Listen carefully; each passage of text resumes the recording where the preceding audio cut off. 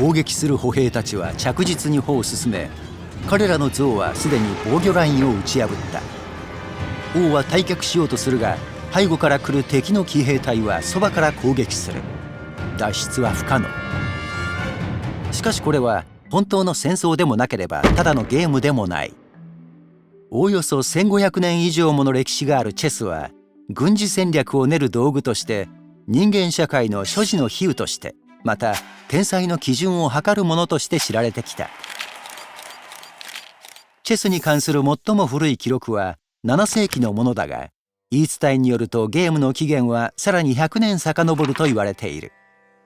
グプタ朝の最年少の王子が戦死した際に、彼の兄は嘆く母親にその場面を示す方法を考え出したのだと言われている。人気のあった他のゲームで使われた 8×8 マスのアシュタパダ版を使い、主な特徴が2つある新たなゲームが出現した。駒を動かすルールが駒の種類ごとに異なることと、たった一つの王様の駒の運命だけで勝負が決まること。そのゲームはサンスクリット語で4つの要素を意味するチャトランガとしてもともとは知られていた。しかしサーサーン朝へと広がるにつれて現在の名称と用語を得た。チェスは王を意味するシャーに由来し、チェックメイトは王は無力を意味するシャーマットに由来する。7世紀にペルシアがイスラムによって征服された後、アラブ圏にチェスが紹介されたことで、戦術の模擬を超越した豊かなる詩的なものとなった。外交官や帝臣は政治的な力を表すためにチェスの専門用語を使いました。支配者であるカリフは自ら熱心なプレイヤーとなった。そして歴史家のマス・ウーディはチェスを運試しのゲームと比較して人の自由な意志の証と考えた。中世のシルクロードでの貿易でこのゲームは東アジアと東南アジアへと伝わり、やがて地方特有のものが多く作られた。中国ではチェスの駒を盤のマスの中に置く代わりに、中国特有の戦術ゲームである碁のようにマスの交点に置いた。モンゴルの軍事指導者ティムールが目にしたものは、城塞と言われる安全地帯がある 11×10 マスのゲーム盤だった。そして日本の将棋では捉えられた駒は相手が使うことができるように。しかしチェスが現代的な姿になったのはヨーロッパでだった。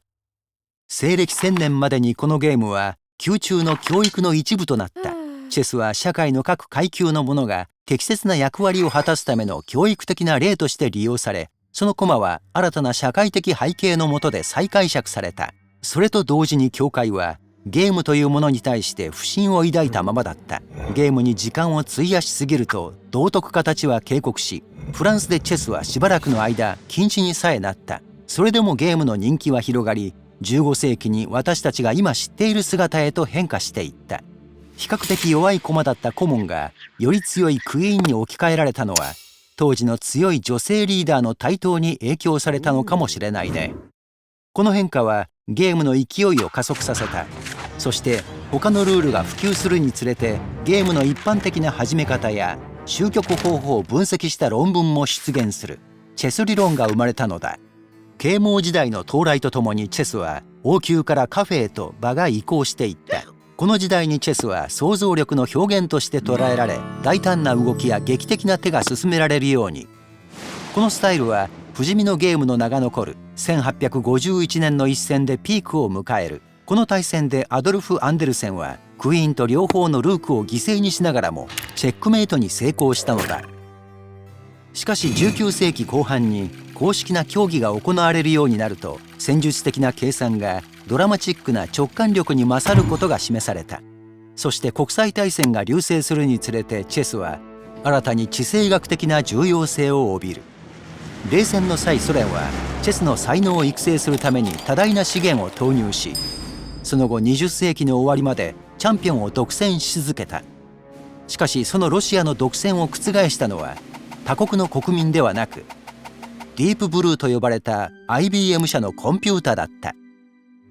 チェスをプレイするコンピュータは数十年にわたり開発が進められていたが、1997年のガルリ・カスパロフ対ディープブルー戦で初めて防衛チャンピオンを機械が破ることとなった。現在チェスのソフトウェアはトップクラスの人間のプレイヤーを常に任すことができる。しかし機械が極めたこのゲーム同様、これらの機械も人間の独創性の産物なのだ。この産物の繰り出すチェックメイトも人間の独創性が超える日がやがて来ることだろう。